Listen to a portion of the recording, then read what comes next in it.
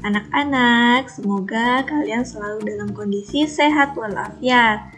Baiklah anak-anak, pada video kali ini Ustazah akan melanjutkan penjelasan di tema 3 untuk subtema 3 tentang perubahan wujud benda di pembelajaran 5.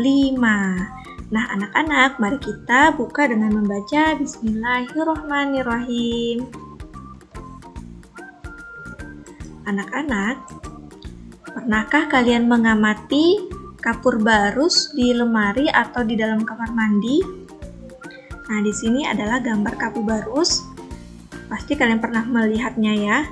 Ini bentuknya kecil, ada juga yang bentuknya besar, bulat sebesar kurang lebih seperti bola pingpong. Itu juga ada yang bentuknya seperti itu.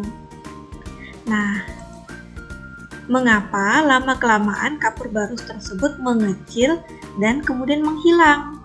Nah, jika kapur barus itu diletakkan di lemari, nah selang beberapa waktu, misalnya seminggu, 2 minggu, atau sebulan, kapur barus itu jadi mengecil dan menghilang. Mengapa ya kira-kira? Nah, peristiwa apa yang terjadi pada kapur barus tersebut? Ya, nah kapur barus tadi ketika diletakkan di dalam lemari, kapur barus bisa menghilang. Nah, itu adalah proses perubahan dari bentuk atau dari wujud padat menjadi gas. Nah, apa sih nama prosesnya? Nah, proses tadi disebut dengan peristiwa menyublim.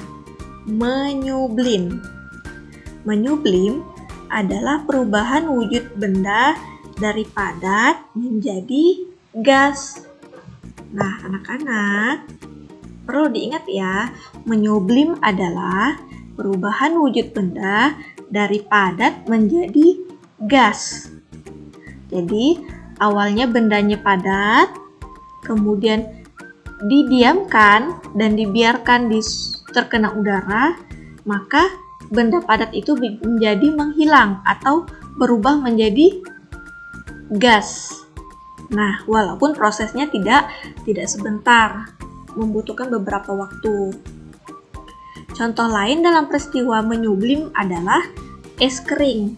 Kalian bisa membaca cerita di buku paket tentang proses es kering di buku paket halaman 111. Nah, ada di situ judulnya es kering. Nah, silakan kalian membaca cerita itu. Perbedaan es kering dan es batu.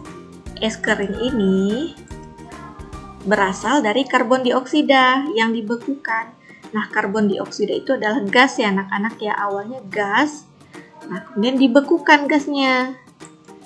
Sedangkan es batu berasal dari air yang dibekukan. Kalau es kering itu menguap akan menghilang menjadi udara. Kalau es batu mencair jika didiamkan atau dipanaskan. Kemudian es kering ini lebih dingin dan lebih tahan lama, sedangkan es batu lebih cepat mencair. Anak-anak, mari kita coba menghitung berat. Nah, pada soal cerita ini, kalian akan menghitung berat yang berkurang. Nah, silahkan baca. Agar es krim tetap membeku tanpa menggunakan lemari es, para penjual es krim menggunakan es kering sebagai pendingin es krimnya. Penjual es krim membeli es kering sebanyak 2 kg untuk dimasukkan ke dalam kotak pendingin. Setelah beberapa jam lamanya, berat es kering menjadi 630 gram. Berapa gram es kering yang telah berubah menjadi gas?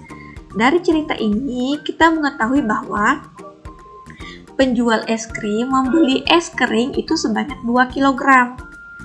Setelah dimasukkan ke dalam kotak pendingin, esnya menyublim, berubah menjadi uap.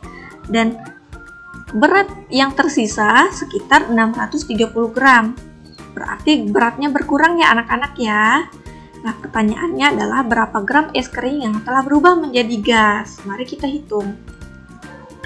Yang pertama, kita ketahui bahwa berat es kering 2 kg.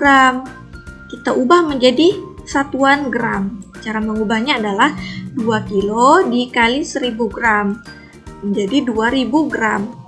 Sekarang kita kurangkan 2000 gram dikurang 630 gram. Nah, hasilnya adalah 1370 gram. Jadi, es kering yang telah berubah menjadi gas adalah 1370 gram. Oke, paham ya anak-anak? Pertama, memang kita harus mengubah satuan berat. Dari 2 kg kita ubah menjadi gram. Setelah itu baru kita kurangkan. Baik anak-anak, selanjutnya kita akan belajar menanggapi masalah dan memberikan saran secara lisan. Secara lisan di sini maksudnya adalah saran atau nasihat yang diucapkan, hanya diucapkan, tidak ditulis. Nah, contoh. Masalah. Setelah melakukan percobaan, Ika meninggalkan begitu saja peralatannya. Ini adalah masalah. Mengapa dikatakan masalah? Karena tingkah laku ini tidak baik kan anak-anak. Setelah melakukan percobaan kita harus mengemas barang-barangnya. Nah, tanggapan perbuatan tersebut tidak boleh dilakukan karena akan menyebabkan teman Ika menjadi kesal. Atau karena peralatannya bisa cepat rusak. Nah, banyak tanggapan yang lain ya anak-anak ya seharusnya. Nah, sarannya sebaiknya Ika membantu merapikan peralatan percobaan bersama. Jadi, ini adalah saran terhadap masalah tadi. Ustazah coba menjelaskan contoh yang lain ya anak-anak. Misalnya, kita ambil contoh namanya Adam misalnya. Masalahnya adalah Adam belum bisa menyetor hafalan Quran surah Al-Buruj. Ini contoh ya anak-anak ya. Itu adalah masalah. Nah, tanggapannya Adam seharusnya bisa menyetor surah Al-Buruj karena akan mendapat, atau jika tidak di-store maka Adam akan tidak mendapat nilai dari guru Quran. Nah, itu adalah tanggapan. Contoh ya anak-anak ya, kalian bisa mengambil tanggapan yang lain. Nah, sarannya sebaiknya Adam lebih giat dalam menghafal surah Al-Buruj. Atau tanggapan lain misalnya, Adam seharusnya mengurangi waktu bermain agar bisa menghafal. Nah, itu adalah contoh dari menanggapi masalah. Nah, ada banyak masalah, ada banyak tanggapan, dan ada banyak saran yang bisa kita berikan.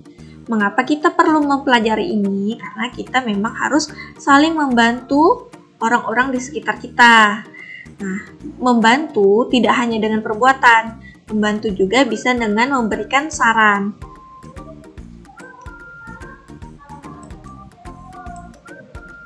Baik anak-anak, nah kita akan belajar juga memahami kata keterangan.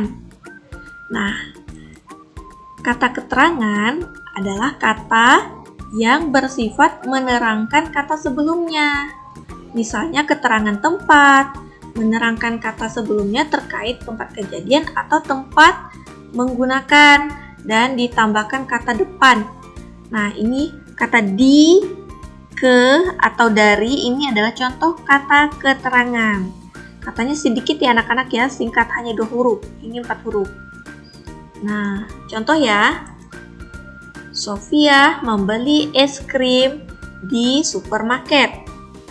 Nah, ini kata di menerangkan kata sebelumnya. Jika ada kalimat Sofia membeli es krim, kalimatnya hanya sampai di sini. Nah, ketika ditanya atau ketika ada pertanyaan di mana Sofia membeli es krim, maka ditambahlah kata keterangan ini. Sofia membeli es krim di supermarket. Atau jika tidak ada kata keterangan ini, maka tidak cocok atau kalimatnya tidak bagus, tidak jelas maknanya. Misalnya Sofia membeli es krim supermarket. Nah, ini menjadi berbeda makna. Seolah-olah es krimnya bernama supermarket. Nah, jadi memang harus ditambah kata di. Contoh yang kedua, Salman baru saja pulang dari sekolah. Nah, kata dari ini adalah kata keterangan yang menjelaskan dari kalimat sebelumnya. Salman baru pulang, maka boleh ditambah keterangan dari sekolah. Boleh ditambah dari pasar, dari masjid. Nah, sesuai dengan kalimatnya ya. Contoh yang ketiga, Ayah dan Said pergi ke toko Haji Salim. Nah, ini kata ke juga adalah kata keterangan yang menjelaskan dari kepergian Ayah dan Said ini kemana. Ayah dan Said pergi ke toko Haji Salim. Seperti ini ya anak-anak ya fungsi dari kata keterangan. Alhamdulillah kita sudah berada di penghujung video. Nah, kesimpulan dari video pembelajaran kelima ini kita mengetahui bahwa menyublin adalah proses perubahan wujud benda padat menjadi benda gas. Contohnya ada pada menyublinnya kapur barus ketika didiamkan dan menyublinnya es kering yang ketika didiamkan es kering itu bisa menguap menjadi, bukan menguap ya, menyublin menjadi lebih kecil atau berkurang. Nah, sekian penjelasan Ustazah. Mudah-mudahan anak-anak Ustazah bisa memahami penjelasan ini dengan baik. Tetap semangat belajarnya. Assalamualaikum warahmatullahi wabarakatuh.